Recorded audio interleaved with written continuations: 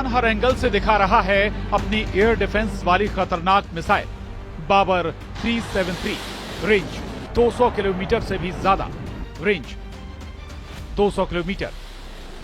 ये ईरान का वो एयर डिफेंस सिस्टम है जो उसने अमेरिका की सख्त पाबंदियों के बाद तब खुद तैयार किया जब रूस से S-300 एयर डिफेंस सिस्टम की सप्लाई रुक गई। बाबर 373 का टारगेट मिसाइल भी हैं, फाइटर जेट भी हैं, ड्रोन भी हैं और ईरान का हर वो दुश्मन जो उसके परमाणु ठिकानों को टारगेट बनाने की प्लानिंग कर चुका है, चाहे फिर उसमें स्टील्थ विमानों का इस्तेमाल हो या फिर बैलिस्टिक मिसाइल। ये ईरान का जुल्फिकार युद्धाभ्यास है जिसमें जंग की रिहर्सल कर ली गई। ईरान बताना चाहता है कि उस पर अटैक करने वाली कोई प्लानिंग कामयाब नहीं होगी। आखिर क्यों कहा जा रहा है कि अगले 24 घंटे ईरान के लिए बहुत खतरे वाले हो सकते हैं? क्यों ईरान के परमाणु ठिकानों पर इजराइल और अमेरिका की नजर टेढ़ी हो गई है? इजराइल, अमेरिका और यूरोप, यहां की मीडिया रिपोर्ट बता रही हैं कि ईरान पर अटैक की तैयारी पूरी हो चुकी है। ईरान के परमाणु ठिकानों पर किसी भी वक्त हमला हो सकता है और खामनेई के कमांडर अब किसी भी अटैक को नाकाम करने के लिए पूरी तरह तैयार है।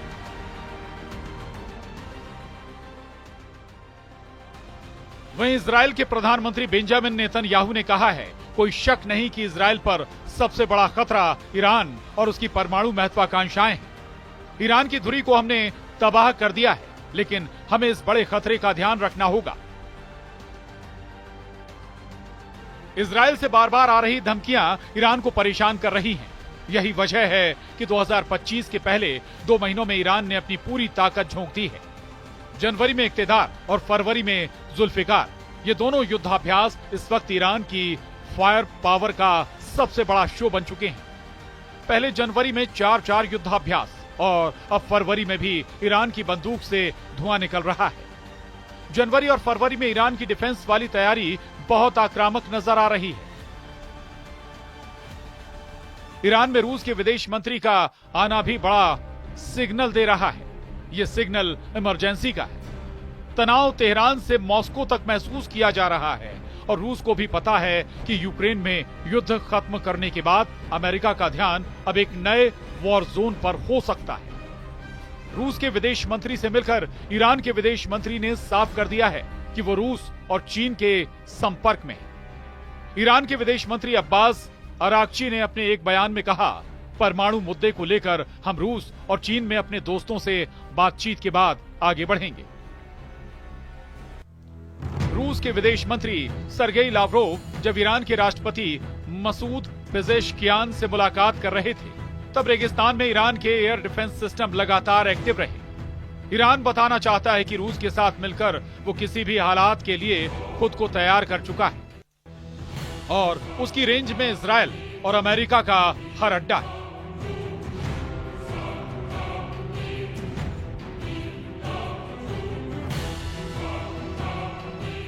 रूस के विदेश मंत्री का ईरान के राष्ट्रपति से मिलना ये बता रहा है कि ईरान में पैनिक लेवल हद पार कर रहा है। इस वक्त ईरान में अमेरिका और इजराइल के हमले का खतरा बहुत ज्यादा है।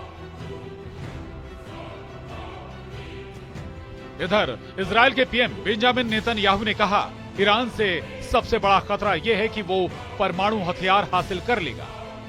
तेहरान, इस्फहान, किरमान, शिराज, कूम, बुशहर और यज़्द इस वक्त ईरान के 25 शहरों में ऐसा अलर्ट है। इस खौफ से पार पाने के लिए ईरान ने जनवरी में ही अपनी फोर्स को सबसे बड़े युद्ध के लिए तैयार कर लिया। ईरान की स्पेशल फोर्स भी तैयार है। इजराइल और अमेरिका से खतरा आसमान की तरफ से आएगा, ये ईरान का हर शख्स जानता है। यही वजह है कि ईरान ने अपनी एयर डिफेंस ब्रिगेड को चौकन्ना कर दिया है। इस बीच ईरान के विदेश मंत्री अब्बास अराक्ची का एक और बड़ा बयान सामने आया है। उन्होंने कहा, ईरान के परमाणु मुद्दे पर बातचीत को लेकर ईरान का रुख साफ है। हम दबाव, धमकियों या पाबंदियों के तहत बातचीत नहीं करेंगे जब तक अमेरिका ईरान पर दबाव बनाना जारी रखेगा। दोनों देशों के बीच सीधी बातचीत मुमकिन नहीं है।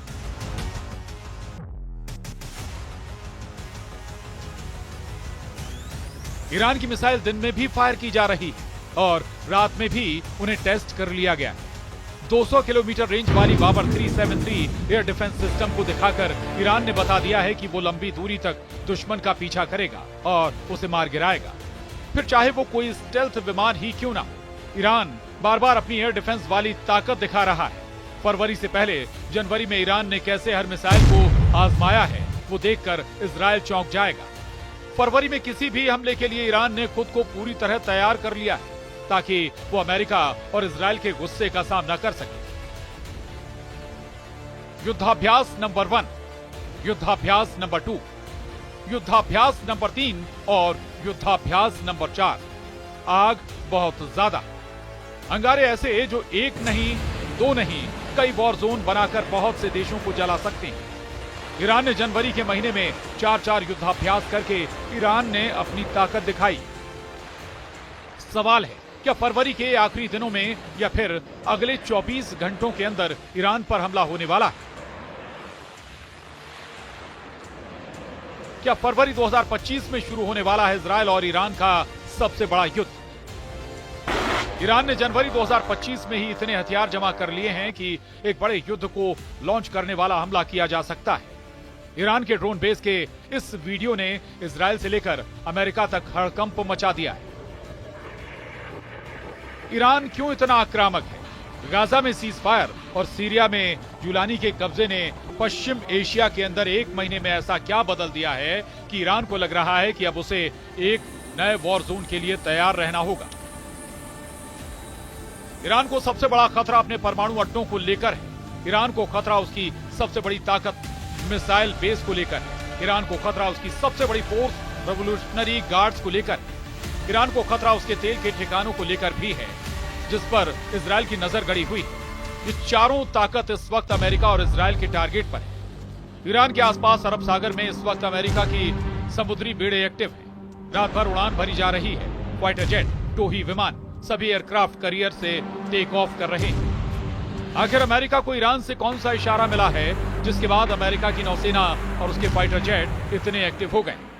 इसलिए अगर किसी को लग रहा है कि गाजा में सीज फायर से युद्ध रुक जाएगा या लेबनान में युद्ध विराम से जंग रुक जाएगी, लाल सागर में इजराइल और अमेरिका के जहाजों पर हमले खत्म हो जाएंगे, तो ईरान की नई तैयारी वो गलतफहमी दूर कर देगी।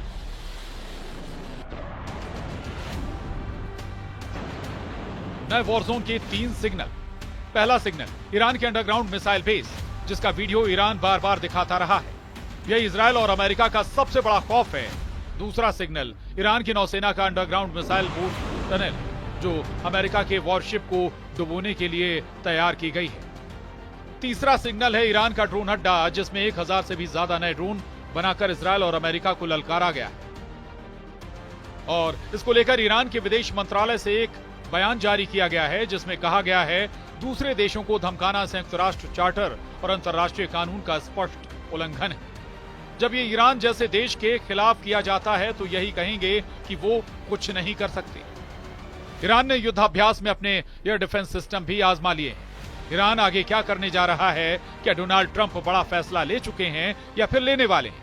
ईरान बार बार कह रहा है कि इजराइल पर उसका तीसरा हमला यानी ऑपरेशन 2 प्रॉमिस 3 जरूर होगा और बहुत घातक होगा और इजराइल पछताएगा कि उसने ईरान पर हमला क्यों किया। इसलिए पूरे पश्चिम एशिया के लिए सिर्फ फरवरी 2025 का महीना ही नहीं बल्कि अगले 24 घंटे भी बहुत ज्यादा अहम है। Bureau report, news 18।